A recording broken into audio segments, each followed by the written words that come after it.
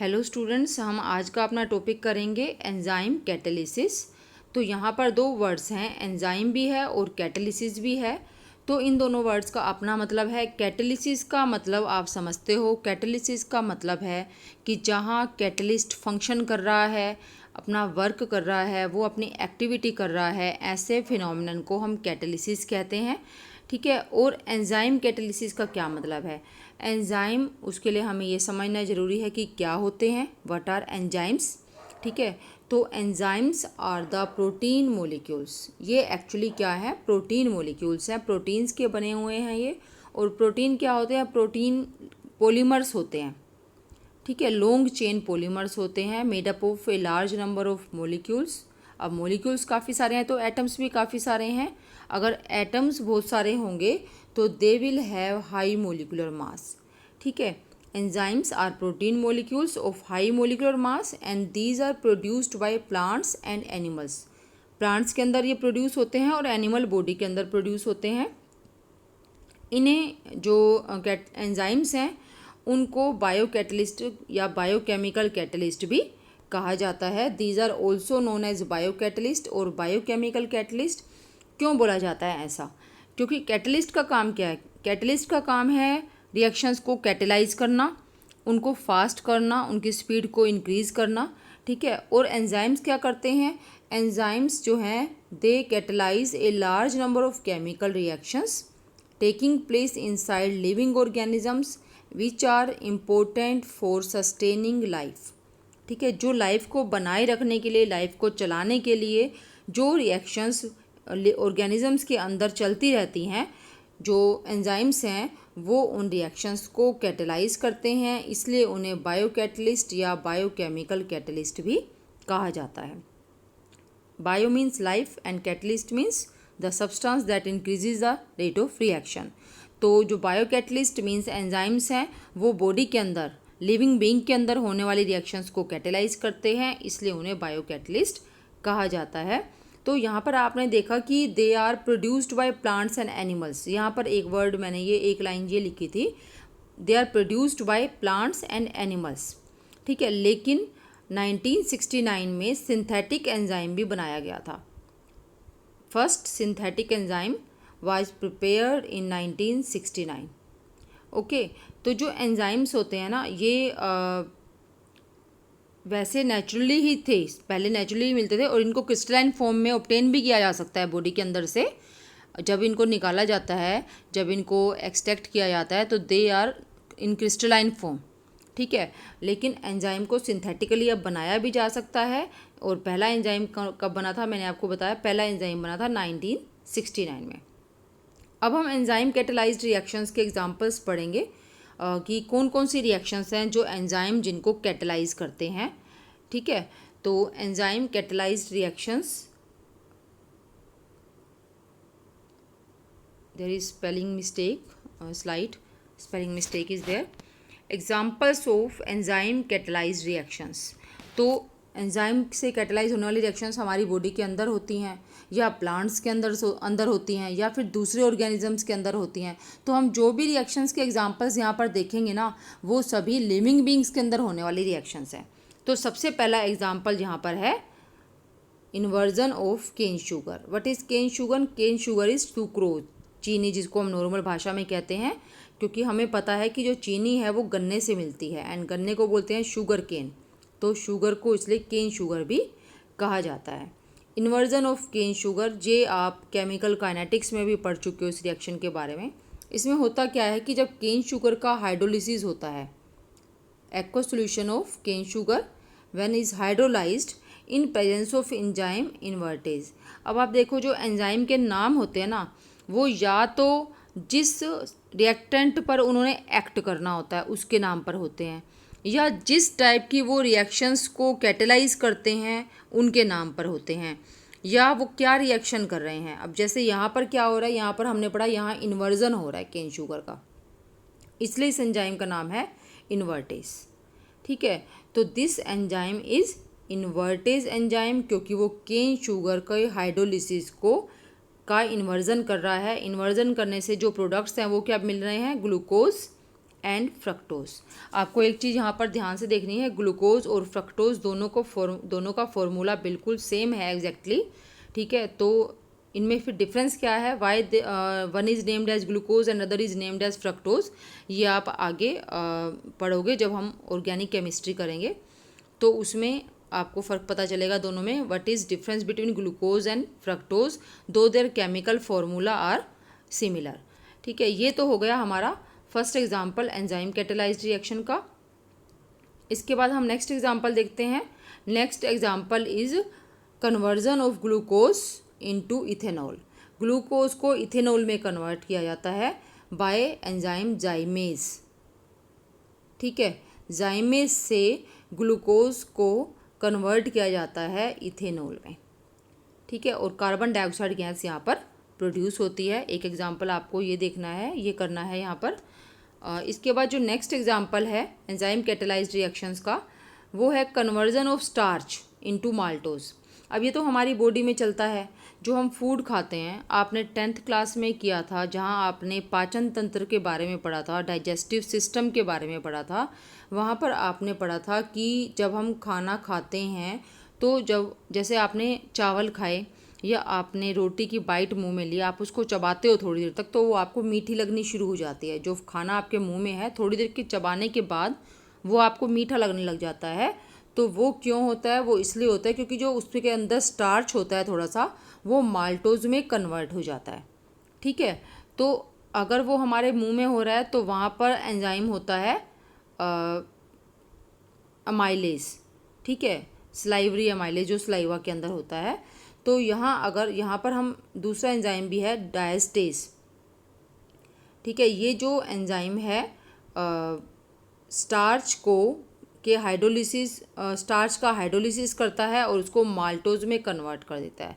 तो यहाँ पर ज़रूरी क्या है? यहाँ पर ज़रूरी है आपको ये फार्मूलाज लर्न करना, स्टार्च का और ये माल्टोज का। अगर आपको नहीं लर्न होता है तो नो प्रॉब्लम, आप सिर्फ नाम लिख सकते हो, ठीक है, या सिर्फ आप यही हेडिंग भी बता सकते हो और साथ में what is the enzyme required for this reaction, ठीक है। आप सिर्फ ये भी बता सकते हो कि conversion of starch into maltose is carried out by enzyme diastase, ठीक है। तो third example of enzyme catalysed reaction is conversion of starch into maltose. इसके बाद नेक्स्ट एग्जाम्पल है conversion of maltose into glucose. जब हमारे मुंह में माल्टोज बन जाता है, फिर वो एलिमेंट्री कैनाल में होता हुआ, जिसको कि हम आहार नली कहते हैं, उसमें होता हुआ हमारी बॉडी के ईसोफेगस में से स्टमक में जाता है, ठीक है। फिर स्टमक के बाद वो इंटेस्टाइन में जाता है, आंत में जाता है, छोटी आंत जिसको बोलते हैं, स्मॉल इंटेस्टाइन में। वहाँ पर जो माल्टोज था उसका हाइड्रोलिसिस होता है और यहाँ जो एंजाइम है उसका नाम है माल्टेज। एंजाइम्स के नाम में लास्ट में एज आएगा, ASC, एज, ठीक है। तो माल्टोज पर इसने एक्ट किया है, so it is named as maltase. Maltose का हाइड्रोलिसिस हुआ in presence of enzyme maltase और वो किस में कन्वर्ट हो जाता है? ग्लूकोज में। अब आप देखो कि जो माल्टोज था ना, वो एक बिग मॉलिक्यूल है, यानी कि उसका फॉर्मूला है C12H22O11 और ग्लूकोज का फॉर्मूला है C6H12O6। तो यहाँ पर क्या हुआ है? हाइड्रोलिसिस से ब्रेक डाउन हुआ है, माल्टोज का ब्रेक डाउन हो गया स्मॉलर मॉलिक्यूल में, ठीक है। तो हाइड्रोलिसिस यही होता है एक्चुअली, कि जो कम्प्लेक्स मॉलिक्यूल्स हैं, बड़े मॉलिक्यूल्स हैं, वो सिंपलर या स्मॉल मॉलिक्यूल्स में उनका ब्रेक डाउन हो जाता है, यही हाइड्रोलिसिस है। तो एक और एग्जांपल हमने किया conversion of maltose into glucose. अब हम नेक्स्ट एग्जांपल करेंगे एंजाइम कैटेलाइज्ड रिएक्शन का, decomposition of urea into ammonia and carbon dioxide. Urea कहाँ यूज़ होता है? यूरिया जो है आपको पता है कि ये काफ़ी ज़्यादा फार्मर्स यूज़ करते हैं, फील्ड में, खेतों में यूज़ किया जाता है ये, ठीक है। और इसका फॉर्मूला है NH2CO NH2 और जब इसका हाइड्रोलिसिस होता है तो ये डीकम्पोज हो जाता है। हाइड्रोलिसिस मीन्स इसका ब्रेक डाउन हो जाएगा, ये टूट जाएगा और इससे क्या प्रोडक्ट्स बनेंगे? Ammonia and carbon dioxide. और जो एंजाइम है यहाँ पर उसका नाम है यूरिएज। यूरिया का ब्रेकडाउन हुआ, डीकम्पोजिशन हुआ, या हम कहेंगे कि उसका हाइड्रोलिसिस हुआ in presence of urease enzyme to give ammonia and carbon dioxide, okay. And then next example जो कि बहुत ही फेमिलियर एग्जाम्पल है, जो कि हम डेली देखते हैं, घर में हम दूध को दही में कन्वर्ट होते हुए देखते हैं। उसके लिए हम क्या करते हैं, उसके लिए हम मिल्क में थोड़ा सा इन अ स्मॉल अमाउंट हम थोड़ी सी उसमें कर्ड मिलाते हैं, हम उसमें दही मिलाते हैं, ठीक है, बिल्कुल थोड़ी सी। अब दही में ऐसा क्या होता है जिससे जो मिल्क है वो कर्ड में कन्वर्ट हो जाता है। दही में होता है लैक्टोबैसिलस नाम का एंजाइम, ठीक है, और ये लैक्टोबैसिलस एंजाइम मिल्क को कर्ड में कन्वर्ट कर देता है। Okay, the enzyme responsible for conversion of milk into curd is lactobacillus, which is present in curd. And the last example, last but not the least, क्योंकि काफ़ी सारे examples हैं। Enzyme catalyse reaction, हमारी body में होने वाली सभी reactions enzyme से कैटेलाइज होती हैं मोस्टली, और अगर एंजाइम्स नहीं होंगे तो वो रिएक्शंस काफ़ी स्लो डाउन हो जाएंगी, और उनके स्लो डाउन होने से क्या होगा, हमारी लाइफ ही स्लो डाउन हो जाएगी, ठीक है। इसलिए बॉडी में होने वाली सभी रिएक्शंस एंजाइम कैटेलाइज्ड रिएक्शंस हैं। तो हम उनमें से हमने कुछ ही एग्जांपल्स देखे हैं, और हम उनमें से लास्ट एग्जांपल दिख रहे हैं यहाँ पर, और वो एग्जांपल है ये एग्जांपल भी हमारा डाइजेस्टिव सिस्टम में ही, ये जो रिएक्शन मैं ले रही हूँ यहाँ पर, ये भी डाइजेस्टिव सिस्टम में ही होती है ये रिएक्शन, उसी का एग्जाम्पल है। तो यहाँ जो प्रोटीन डाइजेस्ट होता है, जो हमारे फूड में प्रोटीन होता है, वो डाइजेस्ट कैसे होता है हमारी बॉडी में जाकर, हमारी एलिमेंट्री कैनाल में जाकर या हम कहते हैं कि हमारी आहार नली में जाकर प्रोटीन का डाइजेशन कैसे होता है। तो स्टमक में प्रोटीन के डाइजेशन के लिए, प्रोटीन का डाइजेशन स्टमक में स्टार्ट होता है, ठीक है, हमारे आमाशय में, यानी कि जिसको हम पेट भी कहते हैं, उसमें स्टार्ट होता है, और एंड होता है स्मॉल इंटेस्टाइन में, जिसको कि छोटी आंत या शुद्ध आंत्र कहते हैं। स्मॉल इंटेस्टाइन में एक डिफरेंट एंजाइम है प्रोटीन की डाइजेशन के लिए, और स्टमक में एक पेप्सिन है, और स्मॉल इंटेस्टाइन में ट्रिप्सिन है, ठीक है। स्टमक में जो पेप्सिन है वो क्या करता है, वो प्रोटीन को पेप्टाइड में कन्वर्ट कर देता है। पेप्टाइड क्या है, जैसे प्रोटीन तो एक बहुत लंबी, जैसे एक सिंपल सा एग्जांपल ले लो, आपके पास एक बहुत बड़ी माला है, ठीक है, जिसमें 1000-2000 मोती हैं, बहुत बड़ी माला है, आपने उसको छोटी छोटी 200-200 300-300 मोतियों वाली माला में तोड़ दिया। तो जो बड़ी माला थी 1000-2000 मोतियों वाली, वो तो है प्रोटीन, और जो 200-300 मोतियों वाली माला है वो है पेप्टाइड, ठीक है। तो पेप्सिन क्या करता है, पेप्सिन प्रोटीन को पेप्टाइड्स में कन्वर्ट कर देता है। ये माला का एग्जांपल मैंने सिर्फ आपको समझाने के लिए बताया है, इसके बारे में आप डिटेल में बायोमोलिक्यूल्स चैप्टर है आपका, उसमें आप करोगे, अच्छे से समझ आ जाएगा आपको कि प्रोटीन्स और पेप्टाइड्स क्या हैं।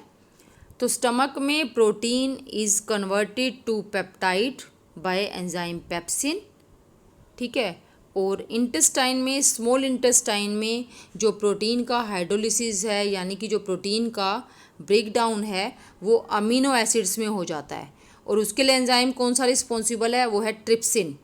अब ये ट्रिप्सिन एंजाइम कहाँ से आया, पेप्सिन तो स्टमक में ही था, लेकिन ट्रिप्सिन स्मॉल इंटेस्टाइन में नहीं बनता है, ये आता है पेनक्रियाज से।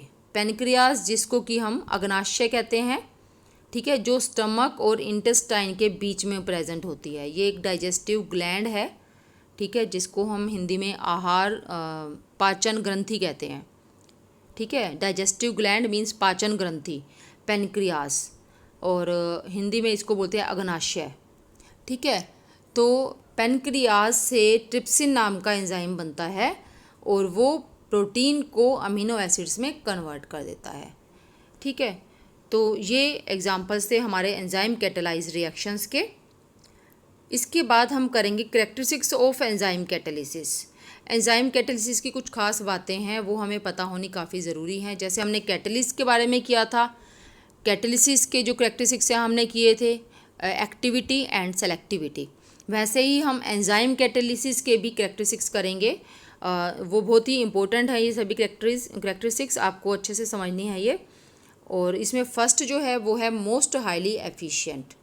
एफिशिएंट का मतलब क्या है कि ये थोड़े से ही अमाउंट में अगर आपने एंजाइम लिया है तो वो बहुत काफ़ी ज़्यादा रिएक्शंस को कैटेलाइज कर देगा, फास्ट कर देगा, उनकी रिएक्शन स्पीड को फास्ट कर देगा, ठीक है। तो इसके लिए ये एग्जांपल दिया हुआ है कि सिंपल सा बताया हुआ है कि 1 molecule of enzyme, only 1 molecule of enzyme can catalyse 1 million reactions पर मिनट। सिंगल एंजाइम 1 मिनट में 1 मिलियन रिएक्टेंट्स को उनके प्रोडक्ट्स में कन्वर्ट करने के लिए स्पीड अप कर सकता है रिएक्शन को। ठीक है, ये है इसका फर्स्ट कैरेक्टरिस्टिक्स। नेक्स्ट कैरेक्टरिस्टिक है इसका हाईली स्पेसिफिक। तो जैसे हमने कैटलिस्ट के बारे में पढ़ा था कि जो कैटलिस्ट हैं वो काफ़ी स्पेसिफिक होते हैं, एक कैटलिस्ट सिर्फ एक ही खास रिएक्शन को कैटेलाइज कर सकता है, बिल्कुल उसी तरह से ही जो एंजाइम्स हैं वो भी काफ़ी स्पेसिफिक हैं, वो सिर्फ एक खास तरह की रिएक्शन को ही कैटेलाइज करते हैं। सभी रिएक्शन को कैटेलाइज करने के लिए सेम एंजाइम यूज़ नहीं हो सकता। जैसे माल्टेज जो है वो सिर्फ माल्टोज को ग्लूकोज में जो कन्वर्जन है, माल्टोज का ग्लूकोज में कन्वर्जन, सिर्फ इस रिएक्शन को कैटेलाइज कर सकता है माल्टेज। किसी दूसरी रिएक्शन में आप माल्टेज को यूज़ नहीं कर सकते।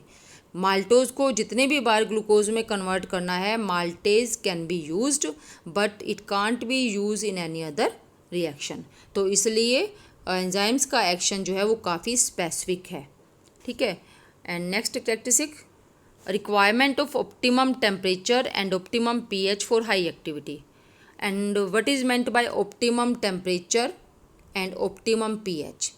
अब जो एंजाइम्स हैं हमारी बॉडी में, उनको काम करने के लिए ना, अगर वो अच्छे से काम करें, हम चाहते हैं कि वो मोस्ट एफिशिएंटली काम करे, जितनी हाई एक्टिविटी वो शो कर सकते हैं उतनी हाई एक्टिविटी वो शो करें। ठीक है, तो उसके लिए एक ख़ास टेम्परेचर होना चाहिए और एक ख़ास पीएच होना चाहिए, मतलब एक रेंज भी कह सकते हो आप।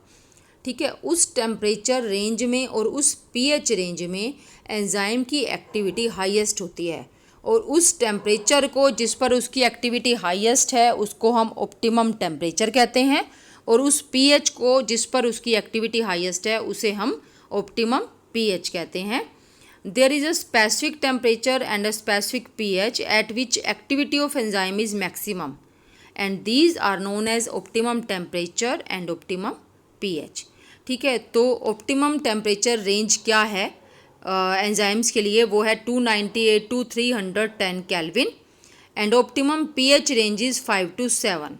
जो हमारा ह्यूमन बॉडी का टेम्परेचर रहता है ना, वो मोस्टली 310 केल्विन के आसपास होता है, आपको पता भी है इसके आसपास ही होता है। तो इसलिए एंजाइम्स उस टेम्परेचर पर बहुत अच्छे से फंक्शन कर सकते हैं। ठीक है। And next characteristics is influence of inhibitors and poisons. आपने पढ़ा हुआ है कि पॉइजन्स क्या होते हैं, जो कैटलिस्ट की एक्टिविटी को डिक्रीज़ करते हैं। तो बिल्कुल ऐसे ही कुछ सब्सटेंसेस ऐसे होते हैं जो एंजाइम की एक्टिविटी को डिक्रीज़ करते हैं, और वो इनहिबिटर मतलब रोकने वाले, ठीक है, इनहिबिटर्स या पॉइजन्स, ये दोनों ही एंजाइम्स की एंजाइम की एक्टिविटी को डिक्रीज़ करते हैं। Inhibitors and poisons also affect the working of enzymes.